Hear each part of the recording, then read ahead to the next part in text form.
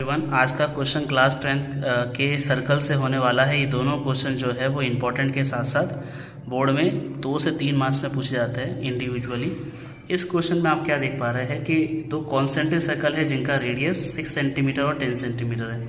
हमें उस कॉर्ड का लेंथ निकालना है जो बड़े वाले के लिए तो एक कॉर्ड है और छोटे वाले के लिए एक टेंजेंट के जैसा है। तो मैं क्या करूँगा कि इसको जो सेंटर सपोज करूँगा, तो जब मैं सेंटर से कोई लाइन ड्रॉ करूंगा तो वो इस कॉर्ड, लेट सपोज ये कॉर्ड आपका ए बी है और इसको मैंने एम पॉइंट पर टच करवाया, तो ये जो ए एम है वो एम बी के बराबर होगा।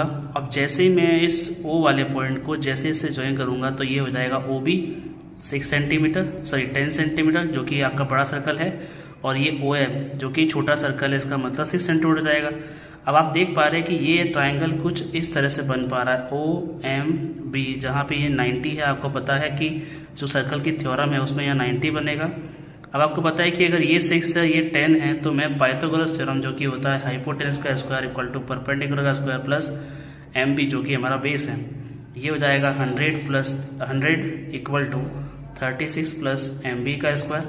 तो यहाँ हो जाएगा 100 minus 36 equal to M B का square, 64 equal to M B का रूट, एम बी मतलब हम रूट निकाल देंगे यहाँ से, तो हमारे पास एम बी का वैल्यू आएगा 8 सेंटीमीटर। यानी हमारे पास जो एम बी का वैल्यू है वो कितना 8 सेंटीमीटर। हमें पूरा कॉर्ड निकालना है ए बी, और हमें ये पता है कि पूरा कॉर्ड ए बी जो है वो A M plus M B के सम के बराबर है, और हमको ये पता है कि ए एम जो है वो एम बी के इक्वल भी है। तो जब ए एम एम बी के इक्वल है तो इन दोनों का इंडिविजुअल जो वैल्यू है वो कितना हो जाएगा 8 सेंटीमीटर। और हमें क्या निकालना है, हमें पूरा निकालना है। तो पूरा निकालने के लिए हम क्या कर देंगे, हम A B equals to A M plus M B कर देंगे। ये 8 सेंटीमीटर, ये भी 8 सेंटीमीटर, टोटल वैल्यू कितनी जाएगी हमारे पास 16 सेंटीमीटर।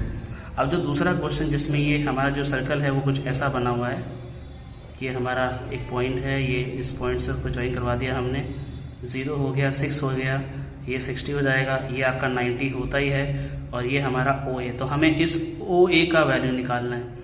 तो आपको पता है कि ये क्या है, ये हमारा बेस है, ये हमारा हाइपोटेनियस। बेस अपॉन हाइपोटेनियस क्या होता है, तो cos 60 जो कि होता है बेस अपॉन हाइपोटेनियस। बेस कितना है 6, हाइपोटेनियस क्या है आपका ओ ए। तो ओ ए का वैल्यू निकालना है, तो ओ ए इक्वल टू आपका हो जाएगा, ओ ए आपका हो जाएगा 6 अपॉन cos 60। तो cos 60 यानी ओ ए अपॉन 6 अपॉन cos 60 की वैल्यू होती है 1/2।